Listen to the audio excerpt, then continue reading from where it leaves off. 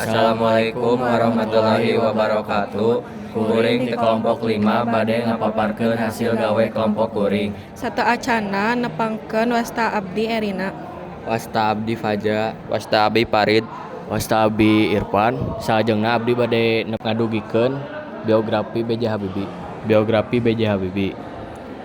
Presiden Indonesia katilu Baharudin Jusuf Habibie atau lebih katelah B.J. Habibie nyaeta inohong anu mainkeun peran kunci dina sejarah Indonesia modern.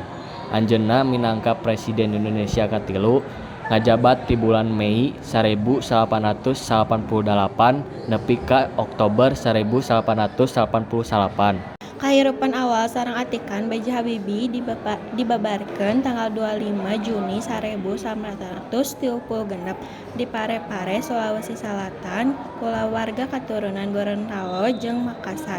Bapa Alwi Abdul Jalil Habibie nyaeta guru jeung masyarakat setempat. Atikan Habibie mimiti ti sakola negeri SN tingkat 1 di Parepare tuluy dilanjutkeun ka SMA di Bandung saparantos lulus ajengna nepi beasiswa ti pamarentah Indonesia pikeun neraskeun kuliah ka luar negeri. Atikan sareng karir di luar negeri. Habibie neraskeun kuliahna di Tenshösen Aachen di Jerman. Menangkeun gelar sarjana teknik mesin dina taun 1860. Anjeunna naraskeun studi tingkat doktor di Teknik Universitas Munchen serta menangkeun gelar doktor di bidang rekayasa dina taun 1865. Nalika kuliah di Jerman, Habibie meunarkeun minat sareng kaahlianna dina bidang teknologi penerbangan. Karir profesionalna di dunia aeronautika dimimitian naliki anjeun damel di perusahaan pesawat terkemu atau MBB. Balik deui ka Indonesia sareng peran dina pengembangan industri penerbangan.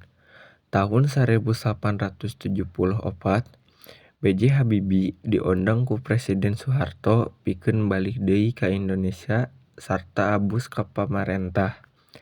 Di Indonesia, Habibie ngadegkeun Badan Pangkajian jeung Panerapan Teknologi BPPT sarta oge kalibet dina program pangwangunan pesawat kaasup proyek N250 Gatotkaca. Pengunduran diri sareng warisan. B.J. Habibie ngumumkeun mundur salaku presiden dina Oktober 1888. Sanggeus kajadian kontroversial di Timor Wetan serta tuntutan beki kuat pikeun reformasi. Sanaas pamerintahanna parantos sukses sareng gagal, Habibie tetep dihormat salaku tokoh anu muka pantau demokrasi di Indonesia. Saparantos pensiun, Habibie aktif dina sagala rupa kegiatan sosial sareng pendidikan. Anjeunna ngadegeun Yayasan Habibie sareng Ainun pikeun pendidikan sareng pemekaran teknologi di Indonesia. Dina tanggal 11 September 2018, B.J. Habibie tilar dunya di Jakarta, ninggalkeun warisan salaku inohong anu boga peran dina pangwangunan industri jeung ekonomi Indonesia.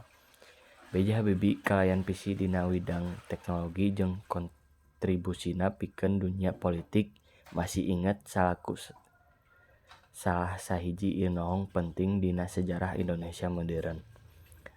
Warisanna terus mere ilham generasi nu bakal datang pikeun nyumbang kana pangangunan jeung kamajuan bangsa.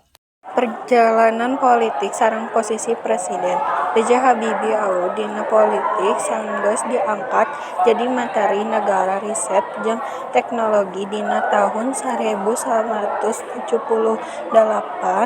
Taun 1908 di tengah kaributan politik jeung tuntutan reformasi, Presiden Soeharto mengumumkeun pengunduran diri sarta Habibie kapilih jadi presiden anyar.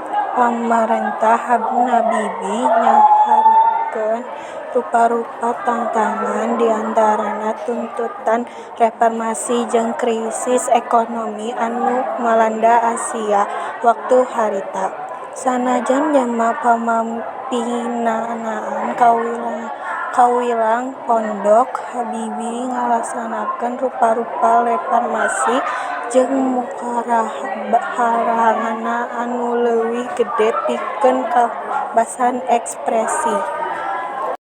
Watek jalma anu kalakuanana jeung omonganna lemah lembut, sabar dina nyangarepan masalah, wijaksana, walas asih, tabah, teguh, pamadengan, rajin, tekad, nur wijaksana.